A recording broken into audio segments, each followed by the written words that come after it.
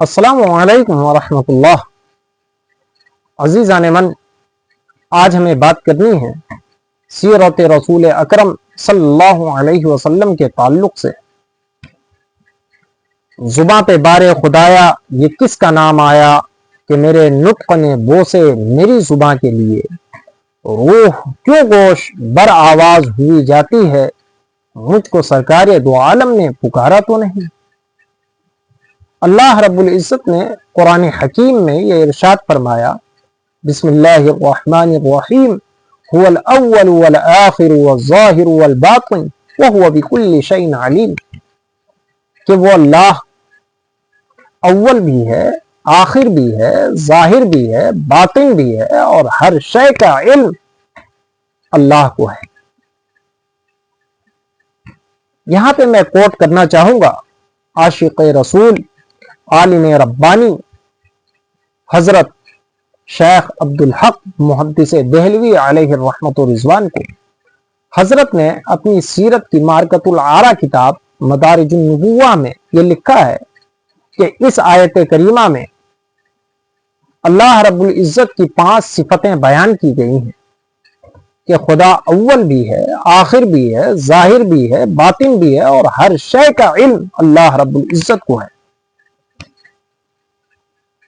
یہ 5 صفتیں حمد خدا بھی ہے اور نعت مصطفیٰ بھی ہے۔ تو ہمیں تو بات کرنی ہے سیرت رسول اکرم صلی اللہ علیہ وسلم کے تعلق سے۔ تو ذرا آپ غور کریں کہ اللہ کے رسول اول بھی ہے، آخر بھی ہے، ظاہر بھی ہے، باطن بھی ہے، اور ہر شے کا علم خدا کی عطا سے محبوب خدا کو ہے۔ اول بئی طور کہ خود رسول پاک صلی اللہ علیہ وسلم نے یہ ارشاد فرمایا، اول ما خلق اللہ نوری، اللہ نے سب سے پہلے میرے نور کو پیدا کیا۔ دوسری جگہ آپ نے فرمایا، کنت نبیا وآدم بین الماء والطین، میں اس وقت بھی نبی تھا جب ابو البشر سیدنا آدم علیہ السلام مٹی اور پانی کے درمیانی سفر کو طے کر رہے تھے۔ ذرا ایک مثال کے ذریعے اس چیز کو سمجھ لیں کہ کیوں اللہ رب العزت نے سب سے پہلے اپنے محبوب کے نور کو پیدا کیا۔ عزیزان من، آپ نے اپنے آنگن میں ایک گلاب کا پودا لگایا، ابھی کوپلیں نمودار ہوئی، مرور زمانہ کے ساتھ ساتھ وہ پودا اپنے سفر کو جاری رکھا، یہاں تک کہ جب گلاب کا پھول کھلا تو آپ نے اپنے ہاتھوں میں لے کر اس پھول کو کہا، یہ تو میرا گلاب ہے۔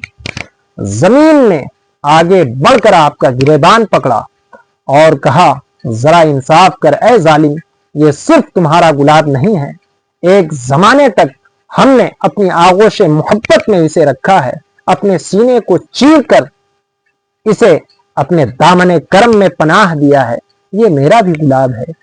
نسیم سحر نے آگے بڑھ کر کہا، ہم نے اسے جھولا جھلایا ہے، یہ میرا بھی گلاب ہے۔ باد صبح نے کہا، ہم نے اسے تھپکیاں دی ہیں، یہ میرا بھی گلاب ہے۔ بارش کے قطروں نے کہا کہ ہم نے اسے دودھ پلایا ہے، یہ میرا بھی گلاب ہے۔ شبنم کے قطروں نے کہا، ہم نے اسے وضو کرایا ہے، یہ میرا بھی گلاب ہے۔ سورج کی شعاؤں نے کہا، ہم نے اسے غذا فراہم کیا ہے، یہ میرا بھی گلاب ہے۔ الغرض یہ پوری آغوش فطرت کا پروردہ ہے اور ہر ایک کا احسان ہے اس کے اوپر۔ اللہ رب العزت نے اپنے محبوب کے نور کو سب سے پہلے اس لیے پیدا کیا کہ میرے محبوب پر کسی کا احسان نہ ہو، ہاں صبح قیامت تک پوری انسانیت پر ہمارے محبوب کا احسان ہے۔ انسانیت حضور کی احسان مند ہے، انسان بلند آپ کے اخلاق سے ہوا۔ اور قرآن حکیم میں اللہ رب العزت فرماتا ہے، لقد من اللہ علی المؤمنین اذ بعث فیہم رسولا من انفسہم یتلو علیہم آیاتہ ویزکیہم ویعلمہم الکتاب والحکمہ وإن كانوا من قبل لفی ضلال مبین، کہ اللہ نے مومنین پر احسان فرمایا کہ انہی میں سے ایک رسول کو مبعوث فرمایا جو ان کے سامنے اللہ کی کتاب کی تلاوت کرتا ہے اور تزکیہ نفس کرتا ہے اور ان کے دلوں کی دنیا کو صاف و شفاف کرتا ہے اور انہیں علم و حکمت کی تعلیم عطا کرتا ہے۔ اللہ کے رسول اول ہیں، اللہ کے رسول آخر ہیں، تو خود رسول پاک صلی اللہ علیہ وسلم نے یہ فرمایا انا خاتم النبیین لا نبی بعدی، میں آخری نبی ہوں اور میرے بعد کوئی نبی نہیں۔ اور قرآن حکیم میں بھی آیا ہے وَلَٰكِن رسول اللہ وخاتم النبیین، لیکن آپ اللہ کے رسول اور آخری نبی ہیں۔ آپ ظاہر ہیں اور باطن ہیں۔ تو شیخ محقق رحمت اللہ علیہ آگے لکھتے ہیں کہ آپ ظاہر اور شان ظاہری پہ کلام کرتے ہوئے شیخ محقق فرماتے ہیں چونکہ آپ ہی کے انوار نے پورے آفاق کو گھیر رکھا ہے، اللہ رب العزت نے ہر شے کو وجود بخشا ہے اپنے محبوب کے صدقے۔ اسی حقیقت کو عاشق رسول فنافی الرسول قلندر لاہوری علامہ محمد اقبال رحمۃ اللہ علیہ نے اپنے خوبصورت انداز میں بیان کیا کہ ہونا یہ پھول تو بلبل کا ترنم بھی نہ ہو، اور یہاں پہ پھول سے تشبیہ دی ہے علامہ محمد اقبال نے حضور پاک صلی اللہ علیہ وسلم کو، اور بلبل سے امت محمدیہ کو تشبیہ دی۔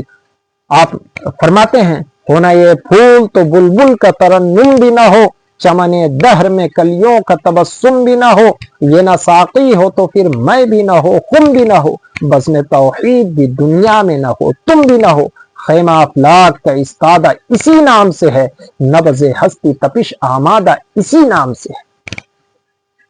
اور اعلی حضرت امام اہل سنت فرماتے ہیں یا رسول اللہ میں تو مالک ہی کہوں گا کہ ہو مالک کے حبیب، یعنی محبوب و محب میں نہیں میرا تیرا، جنا میں چمن، چمن میں سمن، سمن میں پھبن، پھبن میں دلہن، سزائے میں ہن پہ ایسے ملن، یہ امن و اما تمہارے لیے، خلیل و نجی مسیح و صفی سبھی سے کہیں کہیں نہ بنی، یہ بے خبری کہ خلق پھری کہاں سے کہاں تمہارے لیے، آسما خان زمین خان زمانہ مہمان، صاحب خانہ لقب کس کا ہے تیرا تیرا، میں تو مالک ہی کہوں گا کہ ہو مالک کے حبیب، یعنی محبوب و محب میں نہیں میرا تیرا۔ حضور پاک صلی اللہ علیہ وسلم کی شان باطنی تو شیخ محقق فرماتے ہیں چونکہ باطن سے مراد آپ کے وہ اسرار ہیں جن کی حقیقت کا ادراک ناممکن ہے، عقل انسانی میں وہ اسرار اور اسرار کے خزانے اور معارف کے خزانے آ ہی نہیں سکتے۔ غالب نے اس مفہوم کو کیا ہی خوبصورت انداز میں بیان کیا ہے عزیزان من۔ غالب کہتا ہے غالب ثنائے خواجہ بیزداں گذاشتیم، کانے ذات پاک مرتبہ دان محمد است۔ غالب ہم نے مدحت رسول اکرم صلی اللہ علیہ وسلم اللہ رب العزت کے حوالے کیا، اس لیے کہ وہی ایک ذات ہے جو کما حق کہو اپنے محبوب کے مقام و مرتبے سے آشنا ہے۔ غالب ثنائے خواجہ بیزداں گذاشتیم، کانے ذات پاک مرتبہ دان محمد است، اس لیے کہ حسن یوسف دم عیسیٰ ید بیضاداری، آنچ خوباں ہما دارن تو تنہا داری۔ اب حضور کو ہر شے کا علم اللہ رب العزت نے عطا کیا، اس میں بھی کوئی شک نہیں۔ شیخ محقق نے قرآن حکیم کی اس آیت کریمہ کو کوٹ کیا وَفَوْقَ كُلِّ ذِي عِلْمٍ عَلِيمٍ، وَفَوْقَ كُلِّ ذِي عِلْمٍ عَلِيمٍ کہ ہر صاحب علم کے اوپر اور زیادہ جاننے والا ہے، اور اس کی صفت آپ ہی میں موجود ہے۔